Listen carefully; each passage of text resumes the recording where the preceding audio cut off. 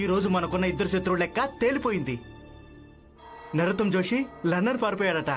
ఇక ప్రచండ దేవును పోలీసులు అరెస్ట్ చేశారు.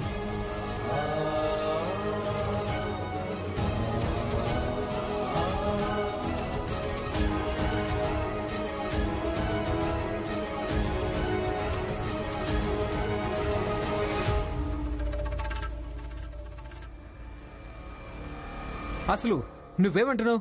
అంటే నిజమేనా? నేను చెప్పింది నిజమేనన్నా. ప్రచండ దేవును పోలీసులు తాడుతో కట్టి లాక్కుపోతున్నారన్నా. నేను నా కళ్ళారా చూశాను. ఏ నందు, అబద్ధాలు చెప్పొద్దు.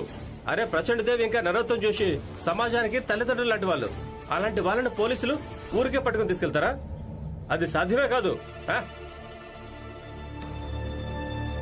హితేష్ అన్న, ఒక్క విషయం బాగా అర్థం చేసుకోండి. చట్టం కంటే ఎవరో పెద్దవాళ్ళు కాదు. అవునా భీమరావు? మీరు చెప్పింది నిజమే బాబాయ్. ఇక ఒకవేళ నిజంగానే పోలీసులు ప్రచండ దేవుని పట్టుకుని తీసుకెళ్తారంటే అది చట్టానికి అన్నింటికంటే పెద్ద గెలుపు అవుతుంది.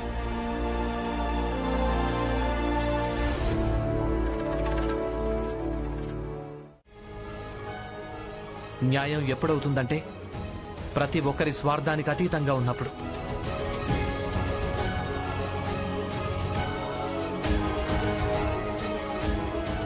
ఇక ఇప్పుడు మీరేం చేశారు? ఇలాంటి న్యాయానికి ఎలాంటి అర్థం లేదు. భీమరావ్, ఎంత న్యాయం జరిగిందో అంత పోరాటం చేయడం వల్ల కూడా లభిస్తుంది. ఇక ఏ న్యాయం జరగలేదో అది మాలాంటి పెద్దవాళ్ల బలానికున్న ప్రభావం. నా దగ్గర బలం ఉంది, అందుకే నేను తప్పించుకున్నాను.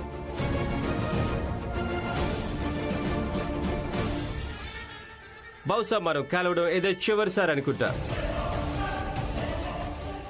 ఈ చివరి కలయిక నీకు గుర్తు చేస్తూ ఉంటుంది. ఎవరి దగ్గర అధికారం ఉంటుందో వాళ్ళు తమకు నచ్చినట్టుగా న్యాయాన్ని న్యాయంతో ఆడుకోవచ్చు.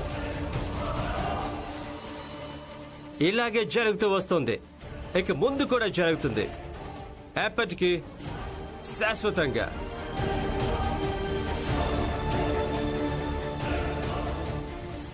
ఇన్స్పెక్టర్ పద.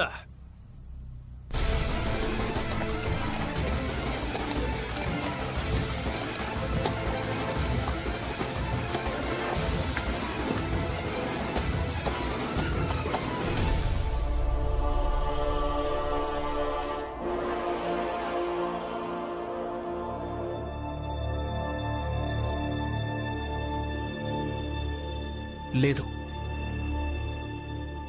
ఇప్పుడు ఏదైతే జరుగుతోందో అది ఒప్పు కానే కాదు.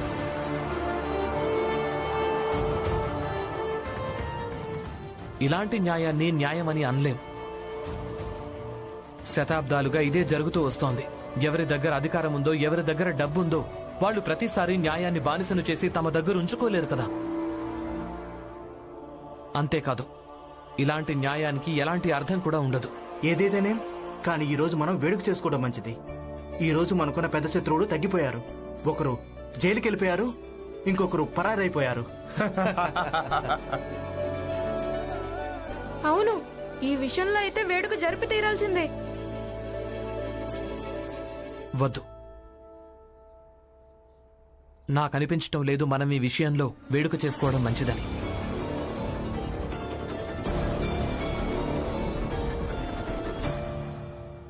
ఎందుకు చేసుకోకూడదు? ఖచ్చితంగా చేసుకోవాలి. ఏ విషయంలో వేడుక చేసుకుంటావు రామా? ఒకరు జైలుకెళ్లారనా, లేక దౌర్జన్యాలు అంతమైపోయాయనా? కానీ భీమ్, రెండింటిలో తేడా ఏముంది? రెండు ఒకటే కదా.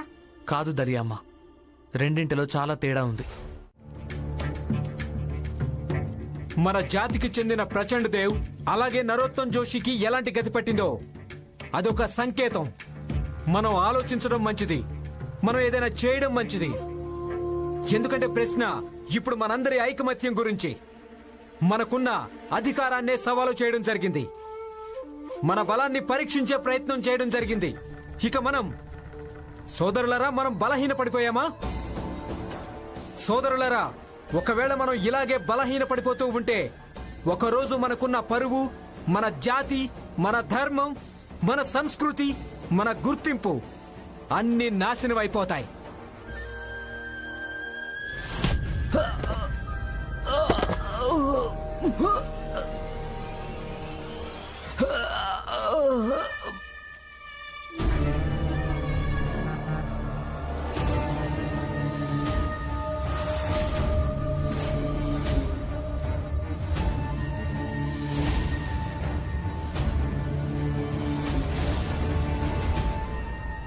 రాయితో ఎందుకు కొట్టావు?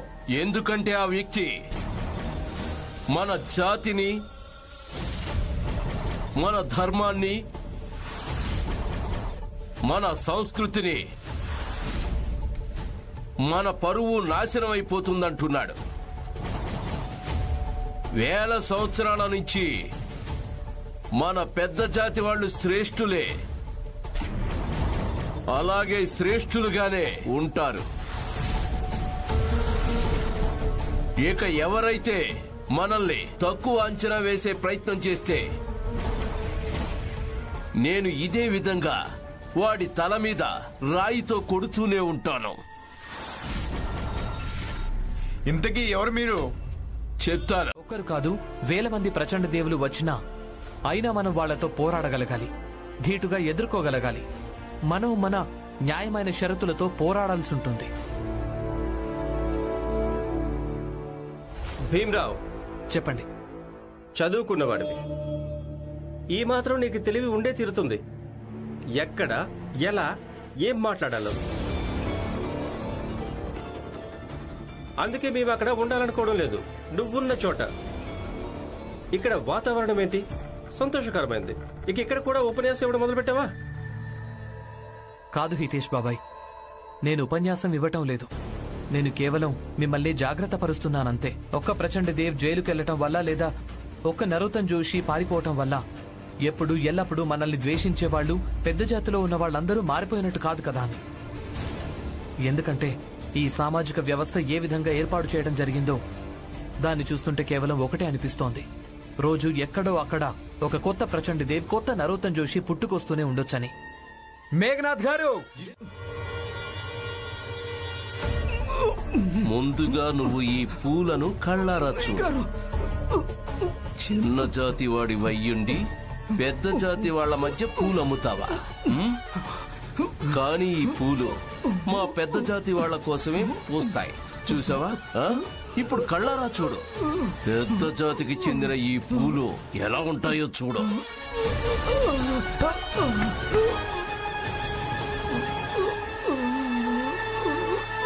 చూసావా? చూసావా లేదా? చూసావు కదా? ఏయ్!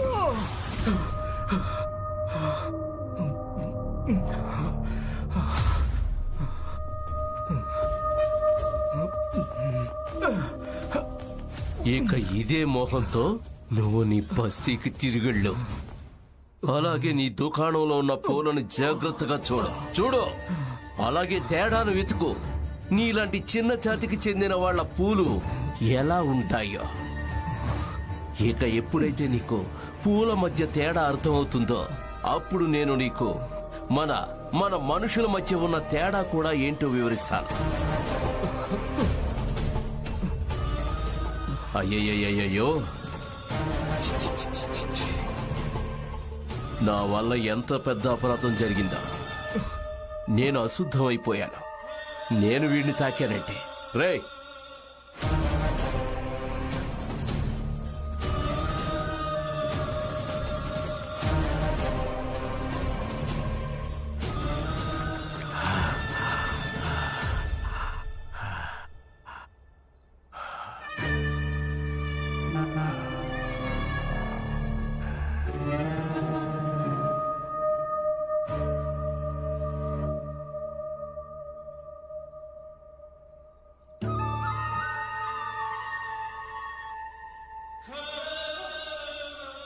రే ఇంకా నువ్వు ఇక్కడే కూర్చున్నావా? ఇదేమైనా నీ బాబు గడి స్థలమా? లే, పైకి లే. నేను ఏం చెప్పానో నీకు వినిపించలేదా? త్వరగా లే లే. వెళ్ళు, వెళ్ళిక్కడి నుంచి వెళ్ళు.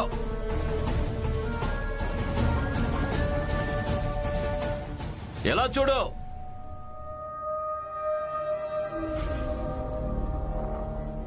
దారిలోని ఈ మొహాన్ని కడుక్కోవడానికి వీల్లేదు.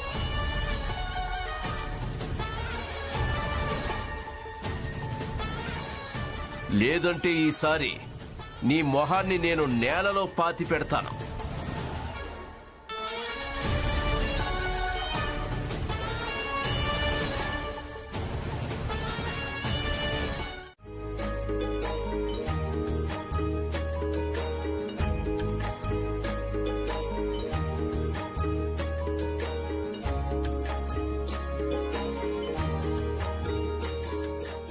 రమా, థ్యాంక్ యూ. ఎందుకు? నిజం చెప్పాలంటే ఎప్పుడైతే ఈ నీటి సమస్య మొదలైందో అప్పటినుంచి చాలా రోజులైంది నేను నవ్వడమే మరిచిపోయాను.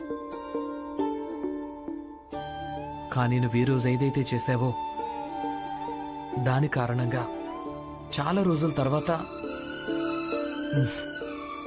నేను నవ్వగలిగాను. Thank you. చదువుకో.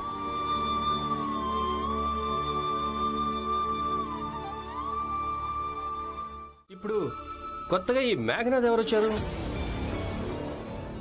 నిన్ననే భీమన్నయ్య చెప్పాడు. ఏంటంటే ప్రచండ దేవ్ నరోత్తం జోషి పని ఇంకా అయిపోలేదని. అవునవును, మీ భీమన్నయ్య ఎప్పుడు నిజమే చెప్తాడు, అవునా? అవును, ఎందుకంటే వాడు నిన్న ఏం చెప్పాడో అదే జరిగింది కదా.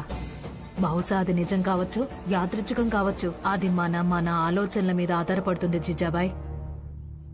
బాబాయ్, బాబాయ్ మీరేడవకండి.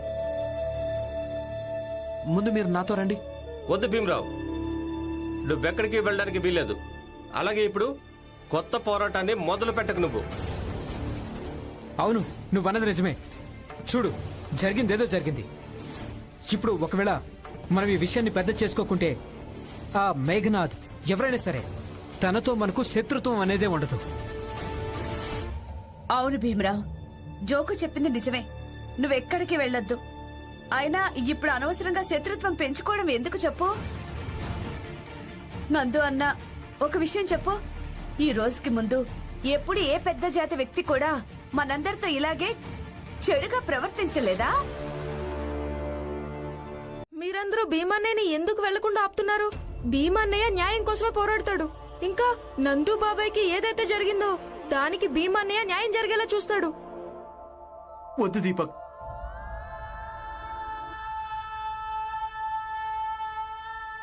నాకు న్యాయం జరగక్కర్లేదు. నేను ఇలాగే బాగున్నాను. ఎందుకంటే న్యాయ పోరాటం చాలా దూరం సాగుతుంది. ఇక అందుకోసం ఆందోళన పడేది కేవలం భీమరావు మాత్రమే. ఇక నేను భీమ్ గురించి చాలా బెంగపడుతున్నాను. అందుకే నాకు ఇష్టం లేదు భీమ్ తన చదువు సంజల్ని వదిలేసి ఇంకొక సమస్యలో ఇరుక్కోవడం. నేను జరిగిన దాన్ని మర్చిపోయాను. ఇక నేను కోరుకునేది ఒక్కటే, మీరందరూ కూడా దాన్ని మర్చిపోవాలని. మర్చిపోవాలా? ఇలా మర్చిపోవటం వల్ల సమస్యలు అంతమైపోవు బాబాయ్. మీరు లోపలికి పదండి. పదండి.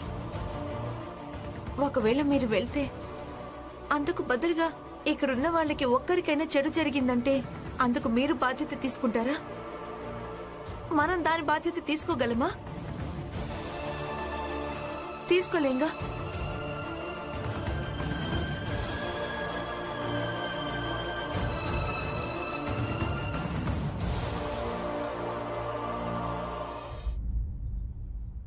పదండి. భీం లోపలికెళ్ళి నువ్వు చదువుకో వెళ్ళు. అవును భీమ్, లోపలికెళ్ళు.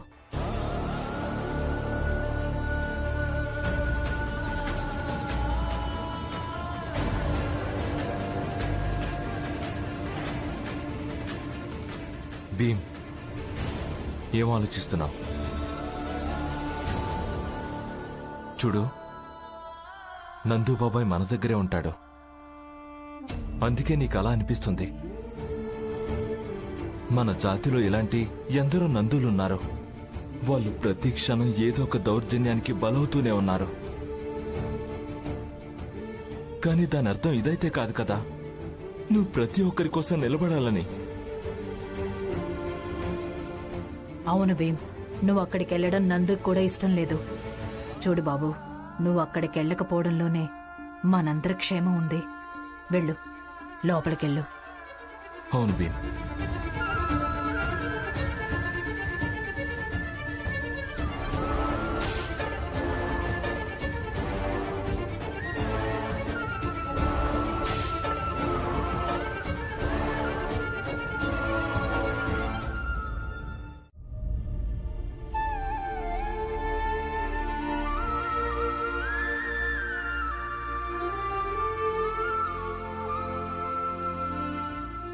నువ్వెక్కడికి వెళ్ళడానికి వీలేదు.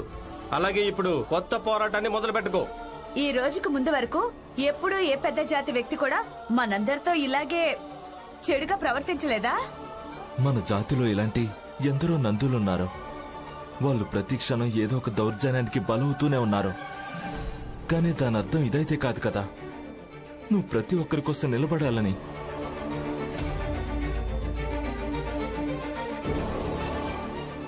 నందు బాబాయ్ని ఇలా చూస్తుంటే చాలా బాధ అనిపిస్తోంది. అందరూ చెప్పటం వల్ల నేను లోపలికి వచ్చాను. కానీ నాకేమనిపిస్తోందంటే ఎవరో నా ఆత్మను గాయపరుస్తున్నట్టుగా. నేనేం చెయ్యాలి? నాకు అర్థం కావటం లేదు. నేనేం చెయ్యాలి? సమతుల్యత.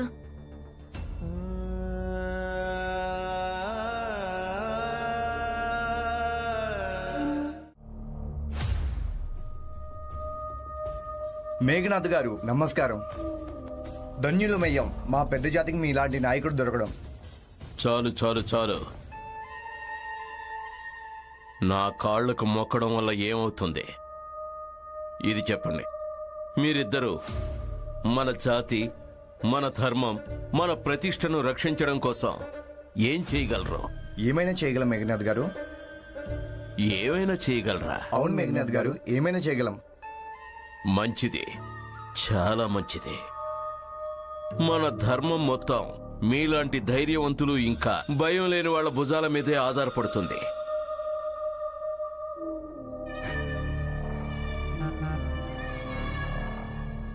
ఆగో,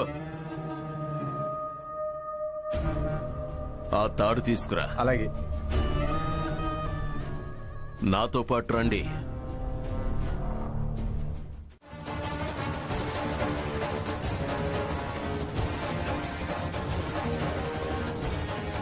కట్టేయండి, కట్టేయండి, జాగ్రత్తగా కట్టండి.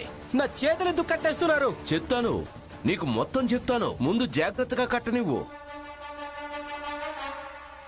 మేఘనాథ్, నా పేరు మేఘనాథ్.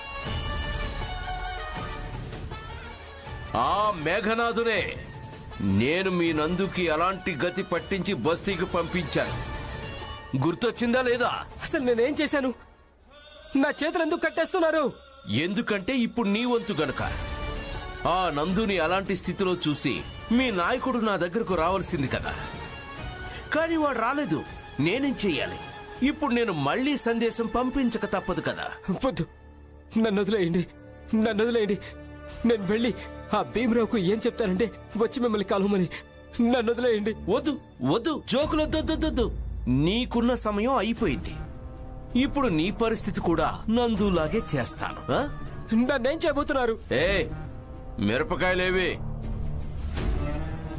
తీసుకురా. వదలండి. ఇవ్వు, ఈ మిరపకాయలు తిను. వాడికి తినిపించు. వద్దు, తినిపించు.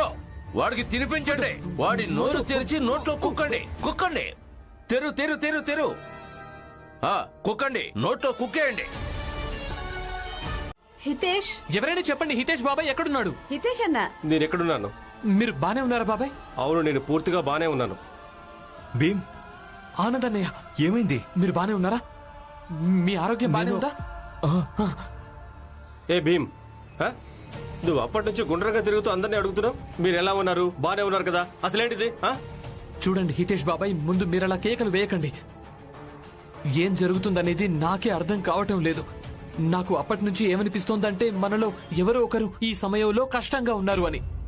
చాలు, ఆపండి. నీకేమైనా అర్థమైందా? ఇదే మీకున్న స్తోమత. ఇక ఇదే సరైంది మీలాంటి వాళ్ళందరికీ కూడా. చూడు, మీ జీవితాలు మా కాళ్ల కింద ఉండేవి, ఉన్నాయి, అలాగే ఉంటాయి. వెళ్ళు, ఇదే పరిస్థితిలో వెళ్ళు. మీ మహానాయకుడికి నీ మొహాన్ని చూపించు. పైకిలే, లే, వెళ్ళు.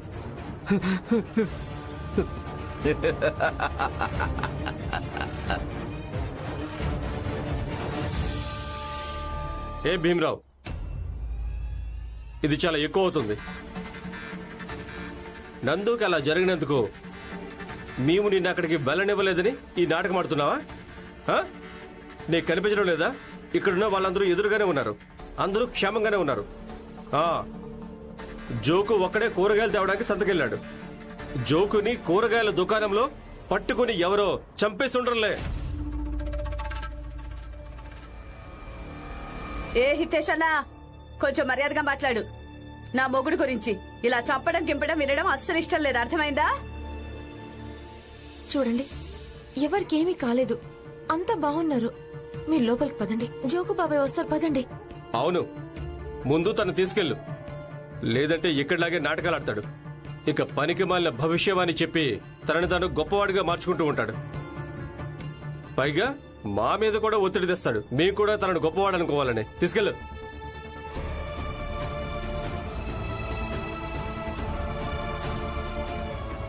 భీమ్ లోపలికెళ్ళు. భీమ్ లోపలికెళ్ళు బాబు.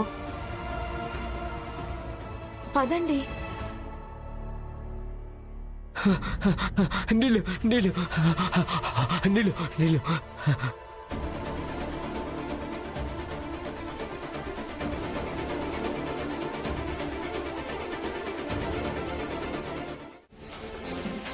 అసలు ఇంతకీ ఈ మేఘనాథ్ ఎవరు? ఈ రకంగా మన బస్తీ వాళ్ళను పదే పదే ఎందుకు ఇబ్బంది పెడుతున్నాడు? ముందుగా నందు, ఇప్పుడు ఈ జోకు. ఈ బస్తీ వాళ్ళతో తనకి ఏ శత్రుత్వం ఉంది? తెలియమ్మా, నేను ఇది కూడా విన్నాను. ప్రచండ్ దేవ్ జైలుకి వెళ్ళిన తర్వాత పెద్ద జాతి వాళ్ళంతా మేఘనాథ్ను తన నాయకుడిగా ఎన్నుకున్నారట.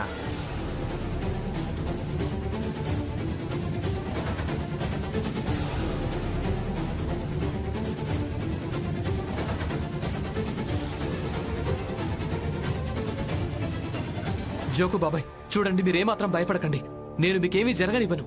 నేనిప్పుడే ఆయన్ని కలుస్తాను. మీరు కేవలం ఆ మేఘనాథ్ గారు ఎక్కడుంటారో అది చెప్పండి. అది ఆ మేఘనాథ్ కూరగాయల దుకాణం దగ్గర ఉన్నాడు. మనం కూరగాయలు కొనే చోట. నేనిప్పుడే కలిసి వస్తాను. ఆగండి. లేదు రమా, మీరందరూ ఇక్కడే ఉండండి. వాళ్ళు మిమ్మల్ని ఏదైనా చేశారంటే నేనేం చేయాలి? ఏమైనా చేయనివ్వండి, మేం భరిస్తాం, కానీ కలిసే వెళ్దాం. రమా, నేను చెప్పింది కొంచెం అర్థం చేసుకో. మీరందరూ నా వెంట రావడానికి వీల్లేదు. ఆయన కేవలం నన్నే కలవాలనుకుంటున్నాడు. నేను ఒక్కరిని వెళ్లి చూసుకుంటాను. ఒకవేళ నా మాట మీద మీకు కొంచెమైనా గౌరవం ఉంటే నువ్వు ఇక్కడే ఉండు. అలాగే మిగతా వాళ్ళను కూడా ఇక్కడే ఉండమని చెప్పు.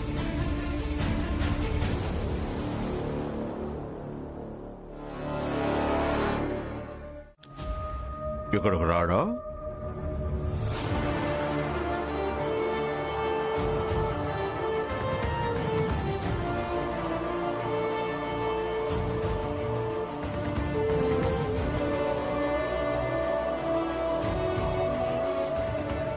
బాబాయ్, మా బస్తీలోని జోకు బాబాయ్ కూరగాయలు ఇక్కడే కొన్నాడు కదా.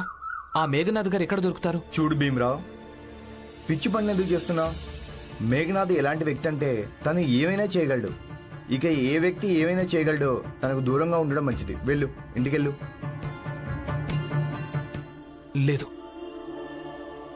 ఆయన్ని కలవాలి. అలాగే నేను ఆయన్ని కలుస్తాను. మేఘనాథ్ గారు ఎక్కడ దొరుకుతారో చెప్పగలరా? ఇందాక కాసేపటి క్రితం ఇక్కడే ఉన్నాడు. ఇప్పుడు ఎక్కడికి వెళ్ళాడో నాకు తెలీదు. దగ్గరలోనే ఇక్కడ ఉండొచ్చు. ఎందుకంటే ఆయన నా కోసం ఎదురు చూస్తూ ఉంటాడు.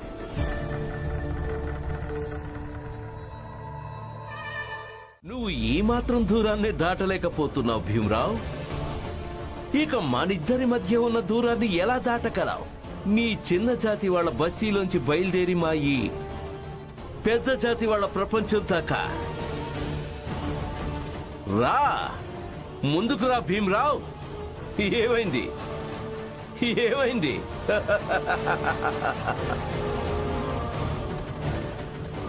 అదిగో పడిపోయాడు.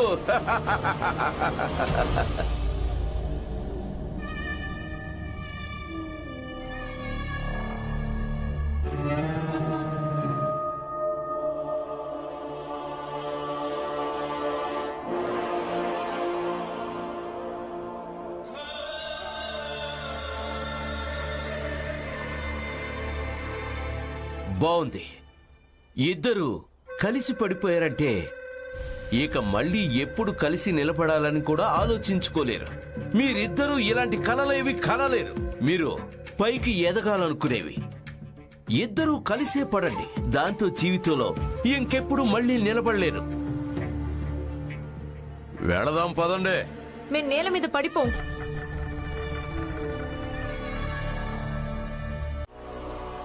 ఏమైంది భీమ్రావ్?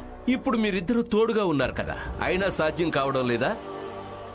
మీరు మీరు ఇలాగే ప్రయత్నించండి. నేను ఇప్పుడు వస్తాం. ఇలాగే ఉండండి. కొంచెం నీళ్ళ తొక్కండి.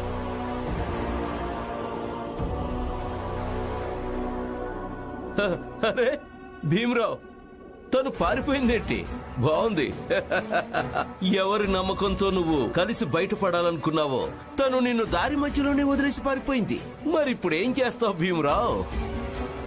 చెప్పొచ్చు కదా, చేతి కావడం లేదు, ఆందోళనగా ఉంది, నాకు భయం వేస్తుంది, నేను చేయలేను, నన్ను వదిలేండి, నన్ను వెళ్ళనివ్వండి అని చెప్పు భీమ్రావ్, చెప్పు. నీ వల్ల కానే కాదు భీమ్రావ్. అవుతుందనిపిస్తే ముందుకురా. అప్పుడు నేను కూడా చూస్తాను నువ్వు బయటపడి నా దగ్గర దాకా ఎలా చేరుకుంటావో.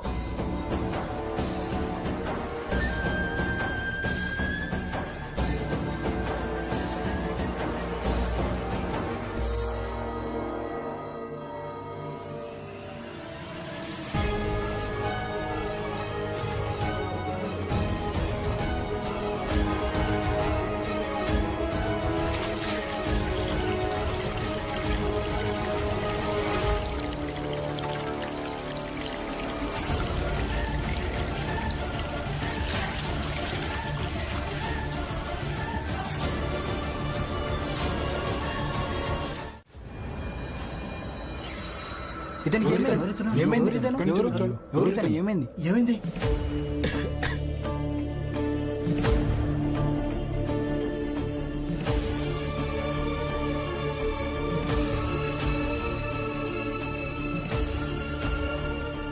లక్ష్మి, లక్ష్మి. భీమ్, రమా, ఏమైందమ్మా? ఆనంద్ ఎక్కడికి వెళ్ళిపోయాడో ఏమో. ఎక్కడికి వెళ్ళిపోయాడో అంటే? ఏమో, తన సామాన్ కూడా ఇంట్లో లేదు. తన కోసం నేను అన్ని చోట్ల వెతికాను. ఏంటి? కొంపతీసి ఆ మేఘనాథ్ ఆనందనేమైనా? జీజాబాయ్, ఏదేదో వాగకు. పదండి, బావగారిని వెతుకుదాం. అత్తయ్య, నేను ఇంకా రమ వెళ్ళి అన్నయ్యను వెతికి తీసుకొస్తాం. మీరింట్లోనే ఉండండి. అలాగే నాన్నకు కూడా బయటకు రావద్దని చెప్పండి. పద. జాగ్రత్తగా వెళ్ళండి. ఎవరితను? ఏమైంది ఇతనికి? లక్ష్మి. ఇతను భార్య పేరు లక్ష్మి అనుకుంటా. లక్ష్మి ఎవరో ఏంటి, మనం ఇతన్ని హాస్పిటల్కి తీసుకెళ్దాం. తీసుకెళ్దాం.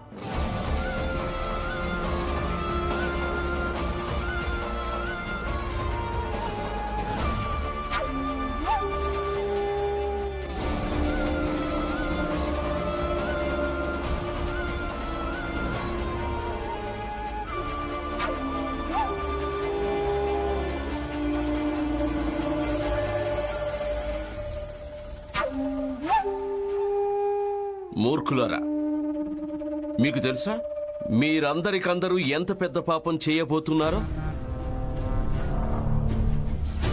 ఇప్పుడు మీరు ఎవరిని హాస్పిటల్కి తీసుకెళ్లాలనుకుంటున్నారు? మీకు తెలుసా? వీడెవడో? లక్ష్మి, లక్ష్మి, లక్ష్మి, లక్ష్మి, లక్ష్మి. చూడండి, ఎవరి ప్రాణాలను కాపాడాలంటే తన ప్రాణాలకు ఏదైనా విలువన్న వాళ్ళని. అర్థమైందా లేదా? అయ్యింది కాదు, మీరందరూ కలిసి నాతో అనండి. ఎవరి ప్రాణాలు కాపాడాలంటే తన ప్రాణాలకు ఏదైనా విలువన్న వాళ్ళవి. ఎందుకంటే ఈ ఆనంద్ చనిపోతున్నప్పుడు కూడా మన మాటలు వింటూ చనిపోవాలి. అర్థమైందా? సరే సరే, చెప్పండి చెప్పండి. ఎవరి ప్రాణాలని కాపాడాలంటే తన ప్రాణాలకు ఏదైనా విలువన్న వాళ్ళది. ఎవరి ప్రాణాలని కాపాడాలంటే తన ప్రాణాలకు ఏదైనా విలువన్న వాళ్ళది. తన ప్రాణాలకు ఏదైనా విలువన్న వాళ్ళది. ఎవరి ప్రాణాలని కాపాడాలంటే తన ప్రాణాలకు ఏదైనా విలువన్న వాళ్ళది. ఈ 10 ఏళ్లలో నీ అనుభవం మీ వదినలో ధైర్యాన్ని నింపలేకపోయింది. తను ఏదైనా మాట్లాడడానికి కావలసిన శక్తిని నింపలేకపోయావు. ఇక రాబోయే 200 సంవత్సరాల్లో కూడా నువ్వు మీ జాతిలోని ఏ ఒక్కరిని కూడా మార్చలేవని తెలుసుకో. అర్థమవుతోందా నీకు?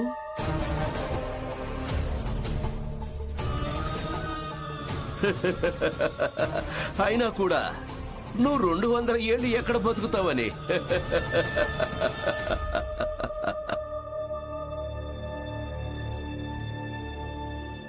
మేఘనాథ్ గారు, మీరు నన్ను తక్కువగా అంచనా వేయకండి.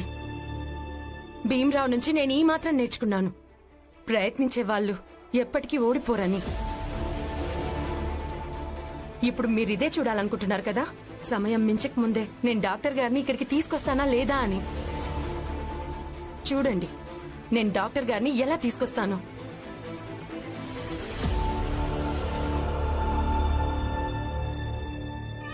సరే అయితే తను వెళ్ళనివ్వండి. వెళ్ళు వెళ్ళు, తొందరగా డాక్టర్ని తీసుకునిరా.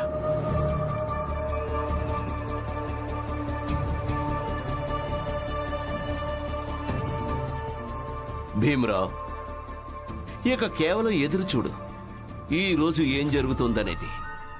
లక్ష్మి సమయం మించక ముందే డాక్టర్ని తీసుకురాగలదో లేక ఈ రోజు మీ అన్నయ్య ఆనందాట ముగుస్తుందో.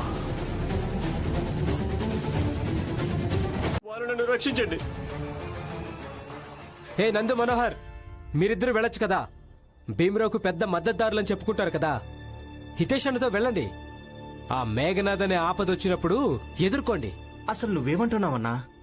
మాకు భీమ్కు సహకరించడం మంచిదనిపిస్తుంది, తన మాటలో నిజాయితీ కనిపిస్తుంది. కానీ దాని అర్థం ఇది కాదు కదా, మాకు మా ప్రాణాల మీద తీపిలేదని. లేకపోతే మరేంటి, ఎలా చెప్తున్నాడంటే మేమిద్దరం ఏదో ఉక్కుతో తయారైనట్టుగా. ఇక అలాంటివే జరిగితే భయమేస్తుంది కదా. దీపక్, నువ్వెప్పుడు భీమరావు భీమరావు అంటుంటావు కదా. రా, వచ్చిన ఇంట్లో ఉండు, అలాగే నువ్వు నన్ను రక్షించు. వీడు మీ ఇంట్లో ఎందుకుంటాడు? మేం మా వంతు కష్టాలను అనుభవించాం కదా. అయినా మనందరికీ ప్రమాదమే ఉంది. లేదమ్మా, నాకేం భయం లేదు. నేను హితేష్ బాబాయ్ ఇంట్లో ఉంటాను. దీపక్, కానీ నాకు భయం వేస్తోంది. చూసారా, అంతా భీమ్ భీమ్ అంటారు కదా. అయితే భీమ్ లాగా సాహసవంతులవ్వండి, అలాగే వచ్చి నన్ను రక్షించండి. హితేష్ అన్న చెప్పింది పూర్తిగా నిజమే. ఇప్పుడు మనం అందరం ఒక విషయాన్ని అంగీకరించాల్సి ఉంటుంది. ఈ భీమరావుతో కలిసి ఉన్నామంటే జీవితం అంతా అన్ని కష్టాలే ఉంటాయి. అందుకే ఇప్పుడు మనందరం నిర్ణయం తీసుకోవాల్సి ఉంటుంది, భీమరావును ఏం చేయాల్సి ఉంటుందని. ఆనంద్, ఆనంద్, ఆనంద్, భీమ్, ఏమైంది ఆనంద్కి? ఇంకా ఏమవుతుంది? మేఘనాథ్ బయట ఎక్కడో పట్టుకుని ఉంటాడు, ఇక ఇతన్ని ఇలా తయారు చేసి ఉంటాడు. ఈ మేఘనాథ్ ఎవరిని వదిలిపెట్టడు, ఎవరిని వదిలిపెట్టడు. చూస్తూ ఉండండి. లేదు హితేష్ బాబాయ్, మేఘనాథ్ గారు ఏమీ చెయ్యలేరు. ఆనంద్ అన్నయ్య దారిలో వెళ్తూ ఉన్నాడు, ఆయన కళ్ళు తిరిగే దాంతో కింద పడిపోయాడు. ఏదైతే జరిగిందో అది దానికదే జరిగింది. కానీ ఒకటి, పడిపోయిన తర్వాత మేఘనాథ్ గారు ఏ నాటకం ఆడారో అది వేరే విషయం. ఎలాంటి నాటకం? ఒకవేళ ఆనంద్ భార్య పరిగెత్తుకుంటూ హాస్పిటల్కి వెళ్ళాలి, ఇక అక్కడి నుంచి వెంటనే డాక్టర్ని తీసుకురావాలి. అందుకు మాకు అభ్యంతరం లేదు.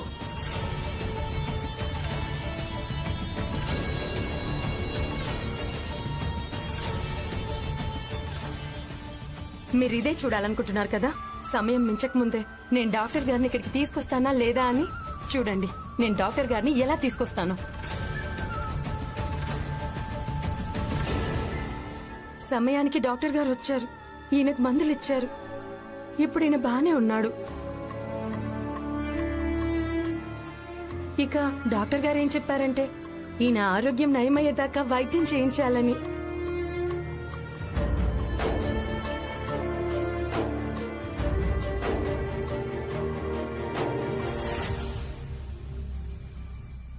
అంటే ఈ మేఘనాథ్ గాలిలాగా ఎక్కడికైనా చేరుకోగలడు.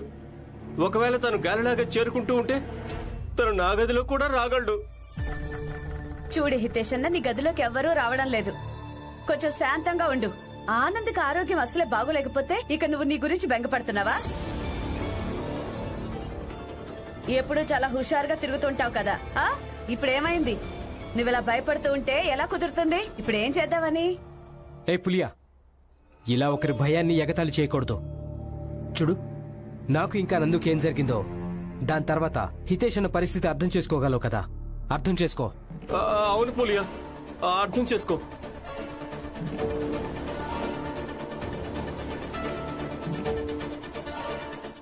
నేను ఇక్కడికి వచ్చినప్పటి నుండి నేను భీమ్రావ్కి మద్దతు ఇచ్చాను, అలాగే భీమ్రావ్ను వ్యతిరేకించాను కూడా. కానీ మీకు వ్యతిరేకంగా ఎప్పుడూ లేను. కానీ ఈ రోజు మీరేం చేశారు దానికి చాలా బాధపడుతున్నాను. దానికి అర్థం నేను మిమ్మల్ని ద్వేషించడం మొదలు పెడతానని కాదు, మీకు వ్యతిరేకంగా ఊరేగింపు చేస్తానని కాదు, మీతో మాటి మాటికి గొడవ పడతానని కాదు. లేదు, అలాంటిదేమి చేయను. కానీ ఈ విషయం ఎప్పటికీ మర్చిపోను. ఎప్పుడైతే నా భర్తకు వైద్యం కోసం డబ్బులు అవసరం ఉందో అప్పుడు మా అత్తయ్య డబ్బులు ఇవ్వలేదని. అత్తయ్యను కాదు, సావతి అత్తయ్యను. ఇప్పుడు ఇది గుర్తుపెట్టుకో. ఈ రోజు వరకు నేను నీకు సొంత అత్తయ్యలా ఉన్నాను. అందుకు బదులుగా నాకేం లభించింది? ఏవీ లేదు. అందుకే నేను కొన్ని రోజుల పాటు సవతి అత్తయ్యలా మారి చూస్తాను. బహుశా నాకు దక్కాల్సినవి ఇప్పుడైనా దక్కుతాయేమో.